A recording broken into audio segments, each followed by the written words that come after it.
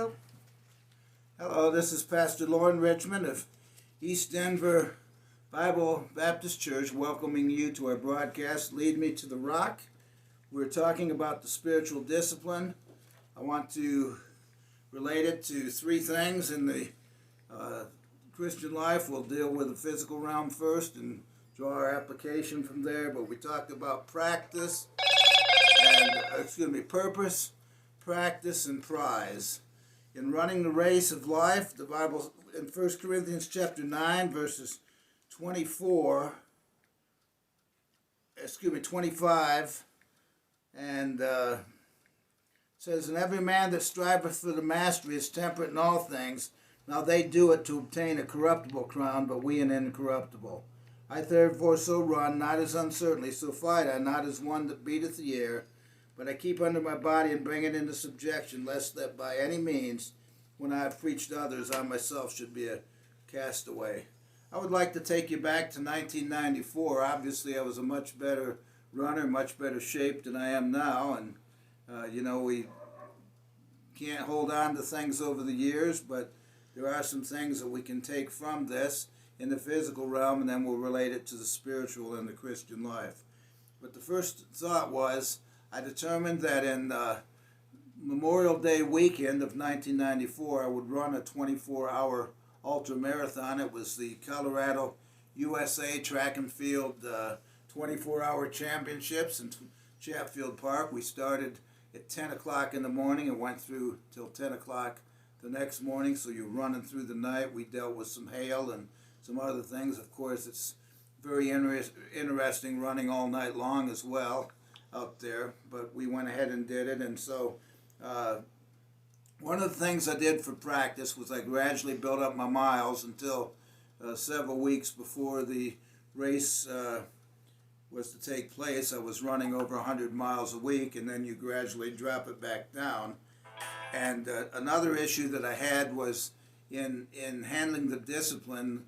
We talk about an idle mind being the devil's workshop, and certainly the mind can be a difficult thing to handle. You have to persevere when you feel like giving up, and the boredom will drive you nuts. So one of the things I determined to do was I would go to Goodson Rec Center at South Suburban. They had a 10-lap mile track up there in the rec center, and so I would go up on a Thursday, and I would run 200 laps, would be the equivalent of 20 miles in around 3 hours time. And I did that on Thursday.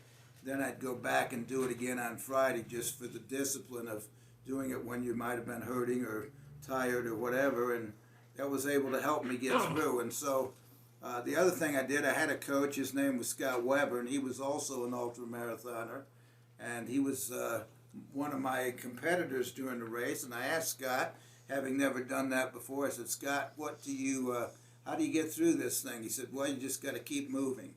Even if your competition stops, you got to keep going." So it was the idea of getting it was sort of like an aid station with a car. You get your aids, your water, your food. If you have to make a quick change of something, you do that as quickly as possible and get back out there. It was a 1-mile loop for 24 hours. So I did that, and he didn't take all of his own advice because he took a short nap, and I got a lead on him, and he was never able to catch me. We came down. I finally got across that finish line, and getting across that finish line, I was able to get the prize. The prize was a log, believe it or not. It was supposed to be inscribed. I don't think that ever happened, but it was worth it finishing it, doing 100 miles in 24 hours, and that felt really good. And so, what's it all about? It's about a purpose. The purpose was to run the race. Practice.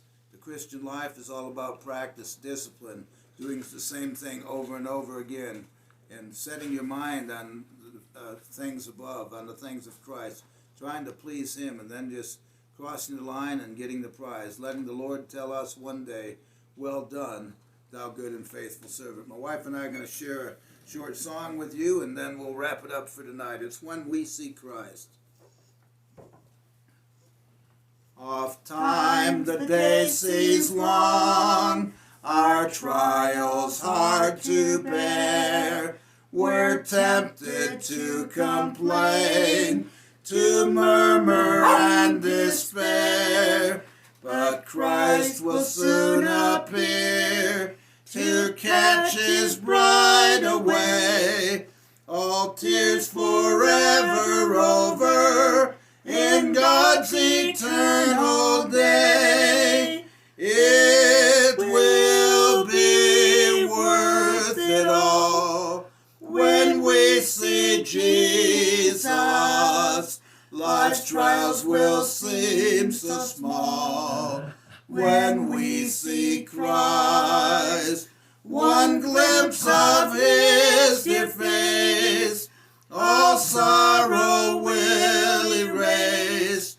So bravely run the race till we see Christ. Life's day will soon be o'er, all storms forever past.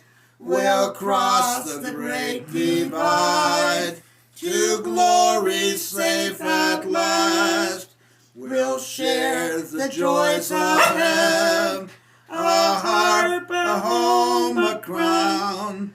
The tempter will be banished, we'll lay our burdens down. It will be worth it all when we see Jesus. Life's trials will seem so small when we see Christ. One glimpse of his dear face, all sorrow will erase. So bravely run the race till we see Christ. Thank you for listening tonight to our broadcast of Lead Me to the Rock. Kathy, you got to turn it off.